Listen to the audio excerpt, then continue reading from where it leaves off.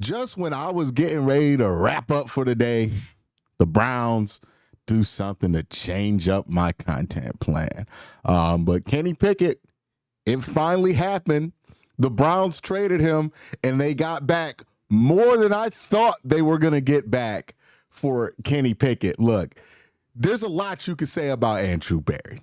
There's a lot of things you can like about Andrew Berry and not like about Andrew Berry. There's a lot of things you could debate about Andrew Berry, right?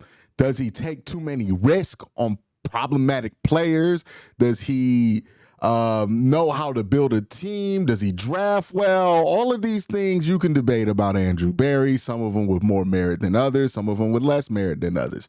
The one thing I don't want to hear any debate about is this brother can trade. Okay, no doubt about it.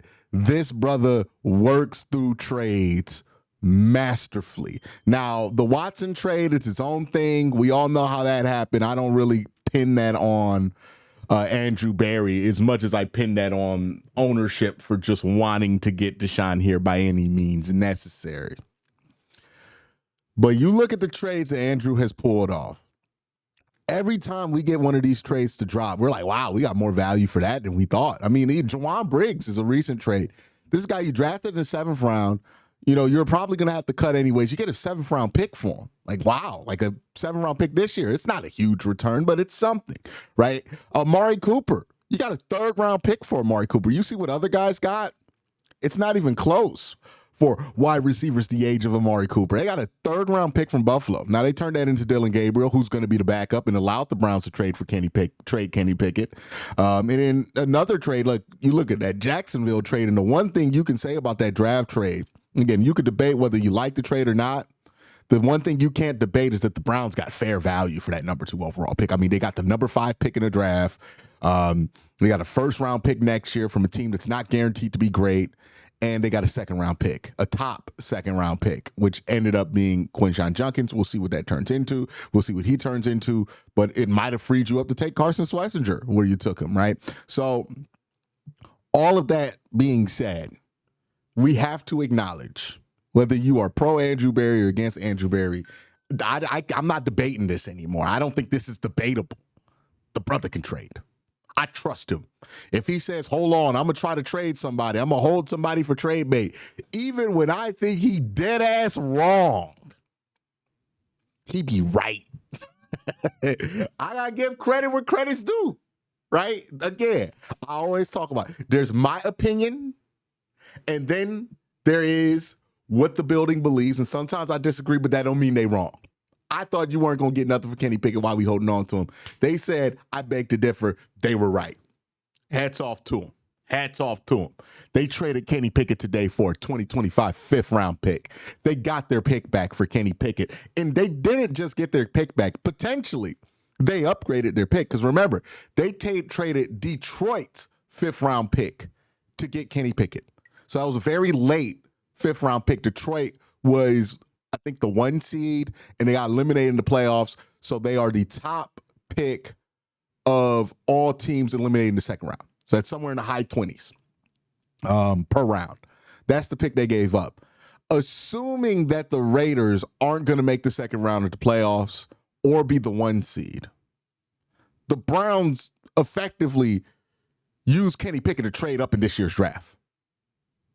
Not a lot of spots, but they made money on Kenny Pickett, a man who didn't even play in the preseason, a man who didn't even practice for much of training camp. They were able to get positive money for Kenny Pickett, and this really does simplify the Browns quarterback situation.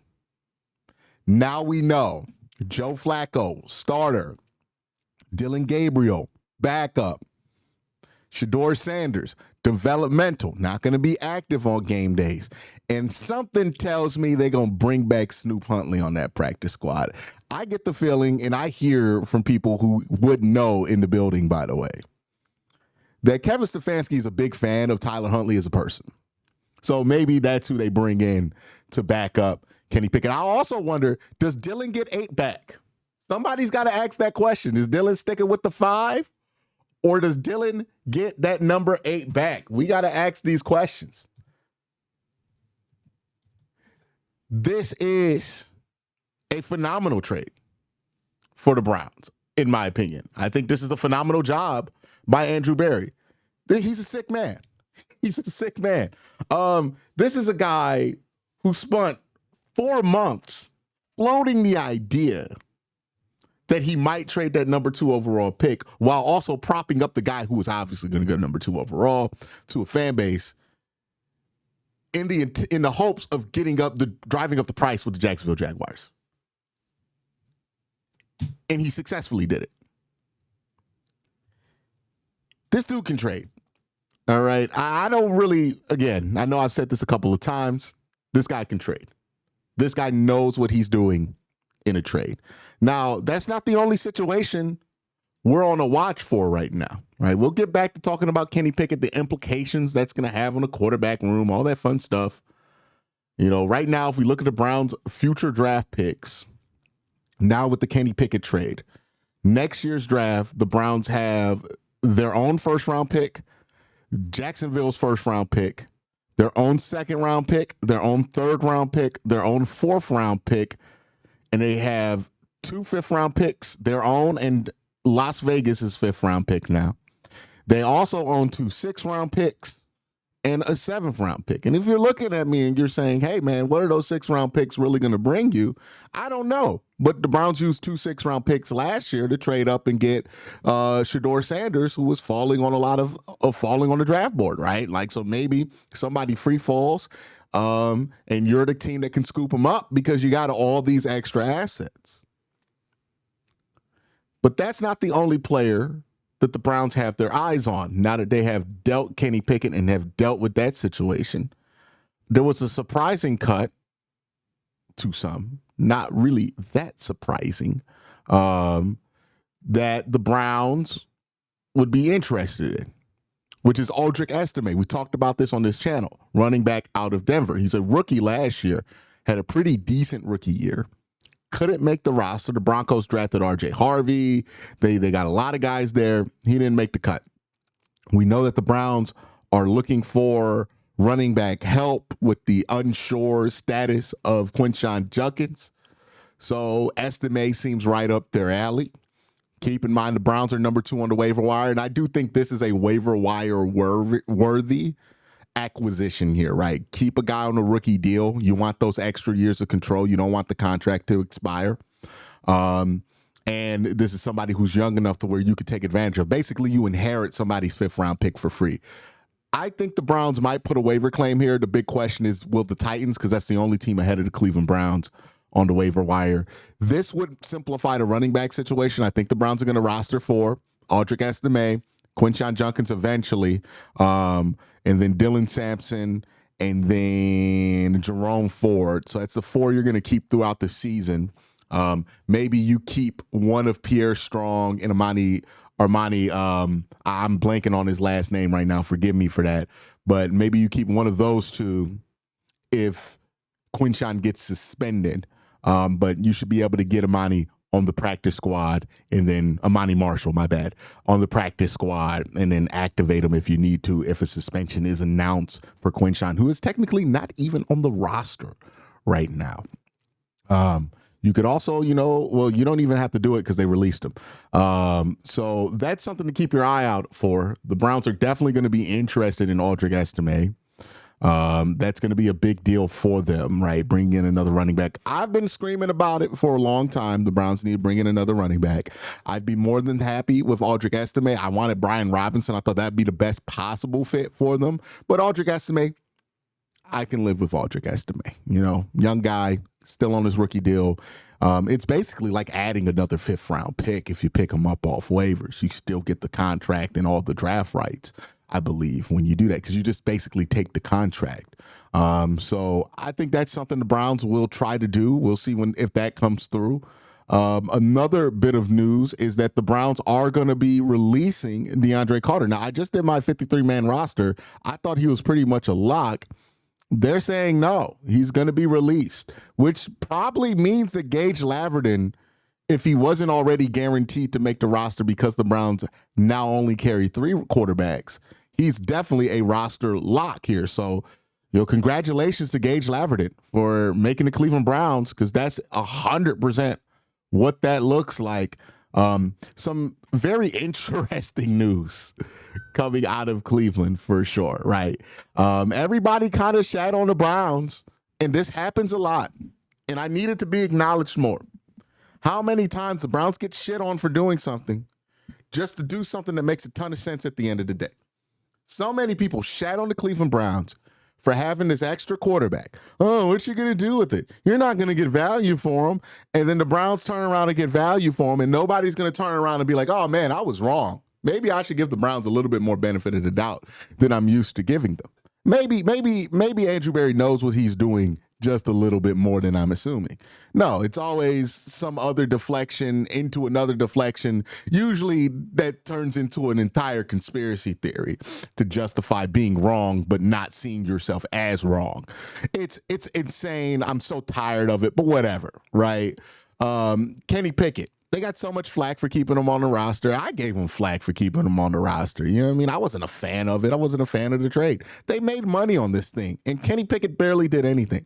And I don't know if that was helpful or hurtful, because, I don't have much faith that Kenny Pickett would have been good. But yeah, I think Kenny did what he needed to. He got the Browns a 5th back.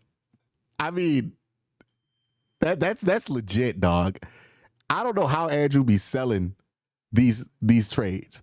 He be selling people doo-doo water sometimes, and he be telling them it's doo-doo water, but this is the doo-doo water you need. And then people be like, yeah, Andrew, this is the doo-doo water I need. Take the money. Hey, he be cooking. You could feel a way about the type of players he brings in. You could feel a way about his age strategy. You could feel a way about his draft strategy, which I think is looking a lot better the last couple of years than others. You can feel a way about these things. You can feel a way about analytics. You can't tell me he ain't cook here. You can't tell me he don't do this on a regular basis. It's been a long time since I've seen the Browns make a trade, and I'm like, oh, we're the assholes in that situation. We're the ones making a horrific decision.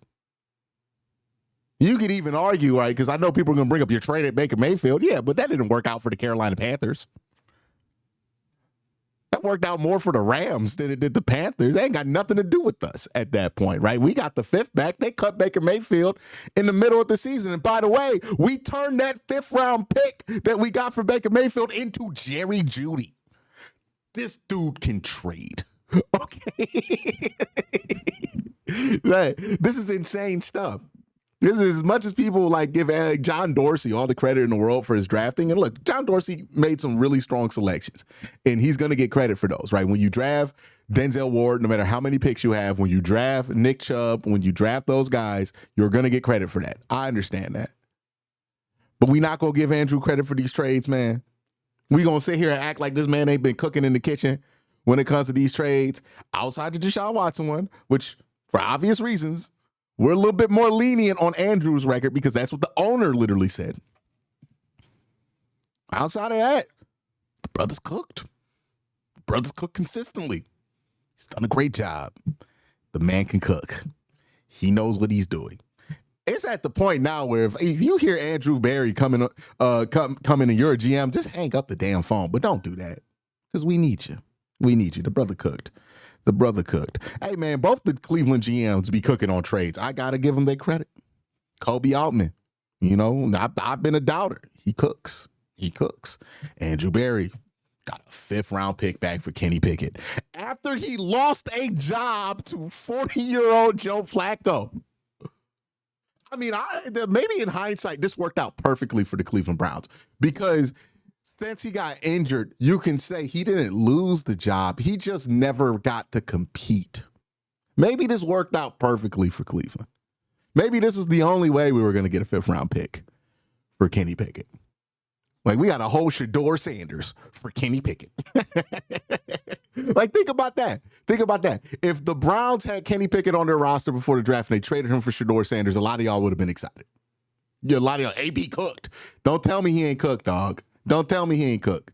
This is cooking. The man can cook. I was cooking dinner while he was cooking up this trade. And you know what?